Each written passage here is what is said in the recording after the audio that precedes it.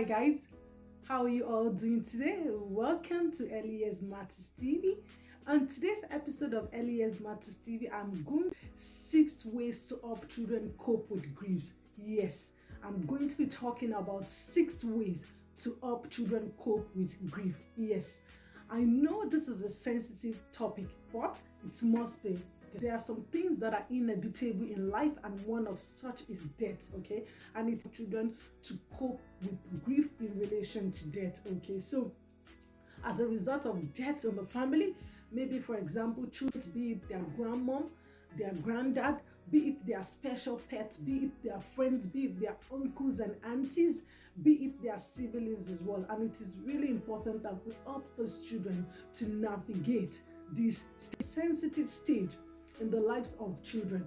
And this stage often comes with stress, often comes with emotional withdrawal, often comes with night, sometimes comes with poor performance in school.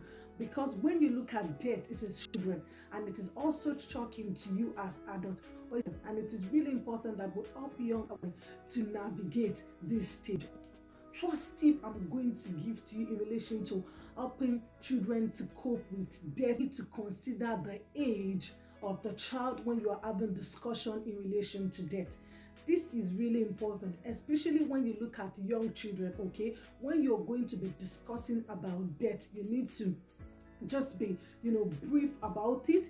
You're going to talk about it, but just take into consideration that when you're talking about death to young children is going to be different from when you're talking about death to teenagers. Okay, so you need to take note of this. In relation to having discussion about death with children, you need to consider the age. That is the first thing you need to do. You as the adult, you need to consider the age of the child or children you're talking about. Okay, so if you're going to be talking about death to young children, then you need to keep it simple and short. But if you're going to be talking about death to teenagers, then it means you need to be lengthening in your discussion. Okay, so take note of. All right, so the next point is you need to state the reason for the death. Okay, so for example, you need to let the children why the death occur in the family. Okay, I'll cite an example. For example, if it is a granddad that died, okay, you need to let the children know the reason why the granddad died. So you can say, for example, to the children, granddad was very, very old, and then his body was weak. Okay, so you need to let the children know.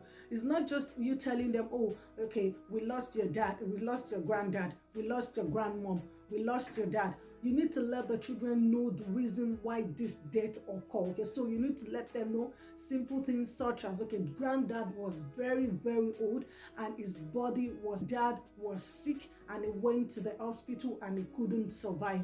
Okay, so you need to let children know. You need to give them the reason, not just you telling them, oh, granddad died. Okay, you need to let them know, because sometimes these children feel the guilt that they could help, that they feel that there could be something that they could do to prevent the death. So you need to let them know the reason why the death occurred in the family, and let the children also know that it's not something that they can help. Okay, it's not a situation that they could handle. So it's really important. You need to reassure the student that it's not their fault that this death occurred. So that was why I stated earlier that you need to let the children know why the death occurred on the family.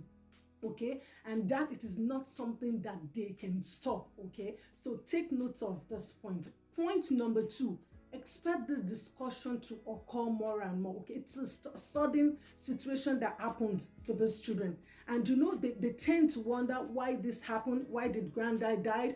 Why did grandmom died? Why did their friend died? Why did their pet died? So it's still shocking for these children. So expect this discussion more and more. The children will come to you. Why did granddad died? Why did grandmom died? Why did I lose my pet? Why did I lose my friend? Why did I lose my siblings? Why did I lose my mom? Why did I lose my dad? So expect this conversation to occur more and more, and you as the adult, you must be prepared, because when you look at it, children, they are so curious. They are wired in such a way that we're talking about young children here. Young children are so curious. They want to know things. They ask the question, why this, why that, why did granddad died, why did grandmom died, why did uncle died, why did auntie died. So you need to expect more and more of, be prepared, okay? Be prepared to answer questions. These questions will come more and more often. So you as the adult as well, you need to be prepared, okay?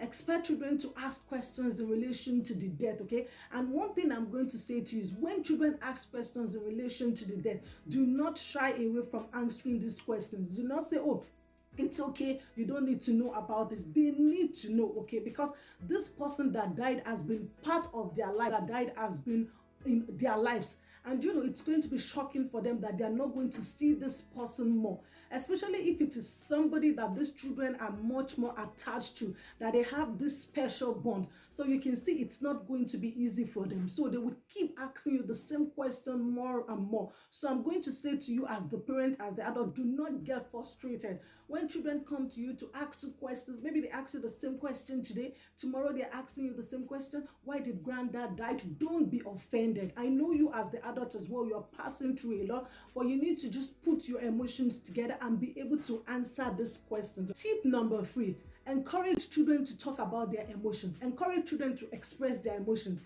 In relation to grief, children would have emotions, they could be angry, they could be frustrated, and it is really important that you help them to express their emotions, okay? This is part of holistic development, children being able to express their emotions, okay? So when children are passing through grief, give them the opportunity to express their emotions, okay? They could express their emotions through drawing of pictures, okay? So maybe if, for example, that they lose their dad or their grandparent, okay, you could encourage them to draw a picture.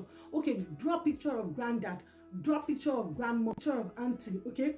You can also encourage these children to journal, okay? So let them write journals, okay, in relation to how they are feeling. So it's really important in relation to grief. Children should be able to express their emotions, and it's up to you as the adult to give these children the opportunity to manage their emotions. So take note of this tip number, children to express their emotions. How are they feeling in relation to the grief?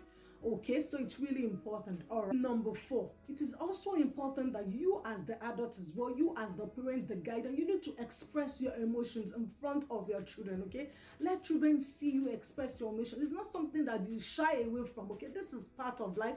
You as their parent, children need to see you express your emotions in times of when you are happy, in times of when you're sad, in times of, so it's really important. It's not only when you're happy alone that your children see you, okay? So in times of grief, you yourself, maybe you are the person, like for example, if it is the children's grandparents, so we're talking about your own parent here, and it's really important that the children need to see your emotions, okay? But don't be too carried away. I'm going to let you know, don't be too carried away in relation to expressing your emotions in times in front of your children. Let your children know that you are not happy yourself because you're talking about your own parent as well. So it's okay as well, okay, for you as the adult to express your emotions in relation to grief in front of your children, okay? Do not shy away from this, all right? Tip number 5, you as the parent, as the guardian, you need to do your best. You need to try your possible best to get your children back to their normal life. Like I said earlier, it's a grief. It's shocking for those children. They could be withdrawn, they don't want to have anything to do with people. It could lead to poor communication. So it's really important that you as the adult, you need to help your children back to their normal lives.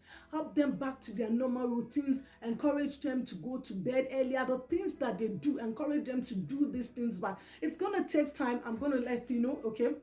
It's going to take time, but this is where your role comes in as the parent, as the guidance as well. You need to encourage these children to do what they love to do, encourage them to go back to their normal life, support them in relation to navigating from grieving to going back to their normal life. So take note of this tip number 5, but not the least, which is tip number 6.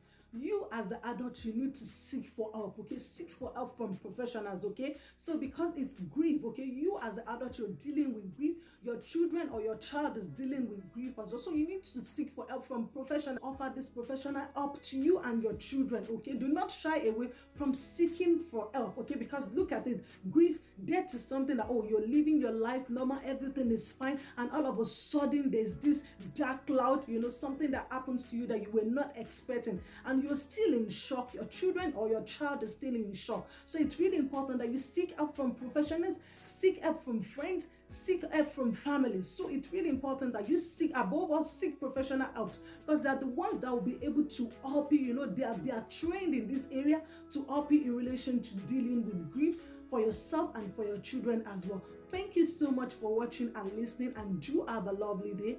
Take care and